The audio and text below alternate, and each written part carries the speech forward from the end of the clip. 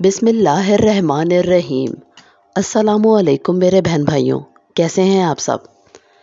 آج میں آپ کو بدر کے بعد کے واقعات بیان کروں گی۔ آپ سب سے گزارش ہے کہ درود شریف کا اہتمام کیجیے، جزاک اللہ۔ اللہ نے بدر میں نصرت و فتح کے ذریعے مسلمانوں کو جو اعزاز بخشا، مشرکین کے لیے وہ خاصا تکلیف دہ تھا۔ چنانچہ انہوں نے ایسی تدبیریں سوچنی شروع کی جن کے ذریعے مسلمانوں کو نقصان پہنچا سکیں اور ان سے انتقام لے سکیں، لیکن اللہ نے ان کے داؤ پیچ ان کے سینوں پر الٹ دیے اور اپنے فضل سے اہل و ایمان کی مدد کی۔ غزوہ بنو سلیم۔ چنانچہ بدر سے واپسی کی صرف ایک ہفتے بعد اور کہا جاتا ہے کہ 2.5-3 مہینے بعد بنو سلیم نے مدینے پر حملے کے ارادے سے جمعیت فراہم کرنی شروع کی۔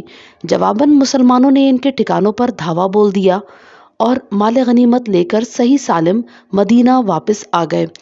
آپ صلی اللہ علیہ وسلم کے قتل کی سازش۔ اس کے بعد عمیر بن وہب جمحی اور صفوان بن امیہ نے نبی کریم صلی اللہ علیہ وسلم کے قتل کی سازش بنائی اور اس مقصد کے لیے عمیر مدینہ آیا، لیکن آتے ہی اسے پکڑ لیا گیا اور نبی کریم صلی اللہ علیہ وسلم نے اسے بتلایا کہ وہ کیا سازش سوچ کر آیا ہے۔ اس پر وہ مسلمان ہو گیا۔ غزوہ بنو قینقاع۔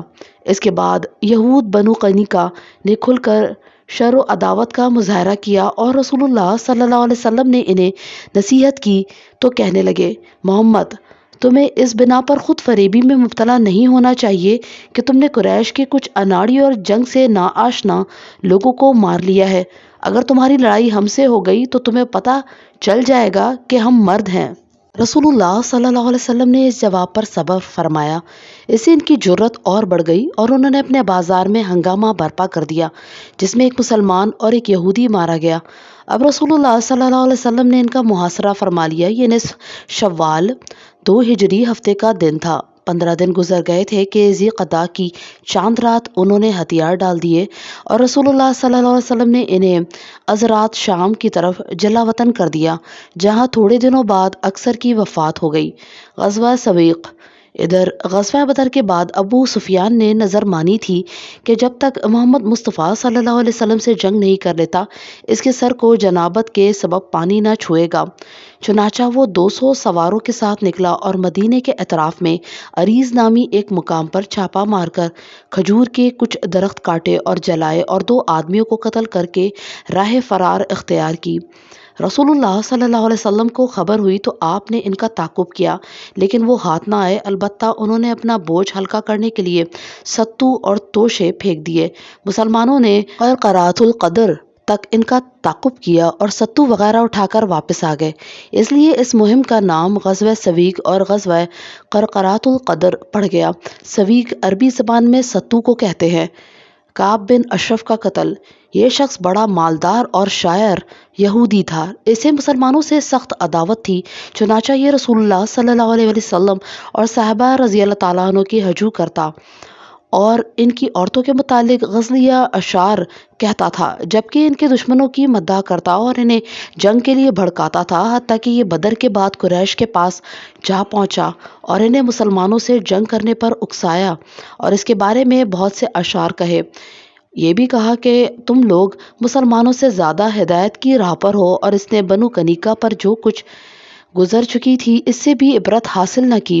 بالآخر نبی کریم صلی اللہ علیہ وسلم نے فرمایا، کون ہے جو کعب بن اشرف سے نپٹے؟ جواب میں محمد بن مسلمہ، عباد بن بشر، ابو نائلہ، حارث بن اوس اور ابو عبس بن جبر رضی اللہ تعالیٰ عنہ نے اپنی خدمات پیش کی۔ محمد بن مسلمہ ان کے امیر قرار پائے اور انہوں نے نبی کریم صلی اللہ علیہ وسلم سے کچھ کہنے کی اجازت لی۔ اس کے بعد وہ کعب کے پاس آئے اور کہا، اس شخص نے، اشارہ نبی کریم صلی اللہ علیہ وسلم کی طرف تھا، ہم سے صدقہ مانگا ہے اور حقیقت یہ ہے کہ اس نے ہمیں مشقت میں ڈال دیا ہے۔ کعب کی باچھیں کھل گئیں۔ بولا، واللہ ابھی تم لوگ اور بھی اکتا جاؤ گے۔ پھر محمد بن مسلمہ رضی اللہ تعالیٰ نے بطور قرض گیہوں یا کھجور مانگی اور طے کیا کہ رہن میں ہتھیار دیں گے۔ اس کے بعد ابو نائلہ رضی اللہ تعالیٰ عنہ آئے اور انہوں نے بھی محمد بن مسلمہ سے ملتی جلتی بات کی اور یہ بھی کہ میرے کچھ رفقا ہیں جن کے خیالات بھی میرے ہی جیسے ہیں، میں انہیں بھی آپ کے پاس لانا چاہتا ہوں، آپ ان کے ہاتھ میں کچھ بیچیں اور ان پر احسان کریں۔ کعب نے ان کی یہ بات منظور کر لی۔ اس کے بعد 14 ربیع الاول 3 ہجری کی چاندنی رات میں یہ لوگ ہتھیار لے کر کعب بن اشرف کے پاس آئے اور اسے پکارا کہ نیچے اترے، کیونکہ وہ قلعے کے اندر تھا اور ابھی نئی نئی شادی ہوئی تھی۔ اس کی بیوی نے کہا، اس وقت کہاں جا رہے ہیں؟ میں ایسی آواز سن رہی ہوں جس سے گویا خون ٹپک رہا ہے، لیکن اس کی پرواہ نہ کی اور نیچے اتر کر ہتھیار دیکھے تو بھی نہیں چونکا، کیونکہ ان لوگوں سے پہلے یہ بات طے ہو چکی تھی۔ اس کے بعد یہ لوگ ٹہلنے کے لیے چل پڑے۔ راستے میں ابو نعلہ رضی اللہ تعالیٰ نے اس کے عطر کی تعریف کی اور اس کا سر سونگھنے کی اجازت چاہی۔ اس نے قبر و نبوت کے ساتھ اجازت دی۔ ابو نعلہ نے خود سونگھا اور سر کے اندر ہاتھ ڈال کر ساتھیوں کو بھی سونگھایا، پھر دوبارہ اجازت لی اور یہی کہا، پھر 12 اجازت لی اور اب کی بار اچھی طرح سر قابو میں کر لیا تو کہا، لے لو اللہ کے دشمن کو۔ اتنے میں اس پر کئی تلواریں پڑی لیکن کام نہ کر سکیں۔ یہ دیکھ کر جھٹ محمد بن مسلمہ نے اپنی کدال اس کے پیڑوں زیر ناف پر لگائی اور چڑھ بیٹھے۔ کدال آر پار ہو گئی۔ اللہ کا یہ دشمن اس زور سے چیخا کہ گرد و پیش ہلچل مچ گئی اور پھر وہی ڈھیر ہو گیا۔ چیخ سن کر قلعوں پر آگ روشن کی گئی، لیکن مسلمان صحیح سالم واپس آ گئے اور فتنے کی وہ آگ بجھ گئی جس نے عرصے سے مسلمانوں کو پریشان کر رکھا تھا، اور ایک مدت کے لیے یہودی سانپ بھی اپنے بلوں میں دبک گئے۔ سریہ قردہ جمادی الاولیٰ 3 ہجری میں قریش نے اپنا قافلہ عراق کے کاروانی راستے سے ملک شام بھیجا۔ یہ راستہ نجد سے ہو کر شام جاتا تھا اور مدینے کے قریب سے نہیں گزرتا تھا۔ اس قافلے کی قیادت صفوان بن امیہ کر رہا تھا۔ رسول اللہ صلی اللہ علیہ وسلم کو اس کا علم ہو گیا اور آپ نے حضرت زید بن حارثہ رضی اللہ تعالیٰ عنہ کی کمان میں 200 سواروں کا ایک دستہ بھیج دیا۔ وہ قافلہ نجد میں قردہ نامی ایک چشمے پر پڑاؤ ڈال رہا تھا کہ حضرت زید رضی اللہ تعالیٰ عنہ نے اس پر یلغار کر دی۔ نتیجہ یہ ہوا کہ پورا قافلہ ان کے قبضے میں آ گیا، البتہ اس میں جتنے آدمی تھے سب نکل بھاگے۔ صرف قافلے کا رہنما فرات بن حیان گرفتار ہو سکا اور اس نے اسلام قبول کر لیا۔ مال غنیمت کی مقدار میں 1,00,000 درہم تھی اور یہ قریش کے لیے غزوہ بدر کے بعد سب سے تکلیف دہ مار تھی۔ صلی اللہ علیہ وآلہ وسلم۔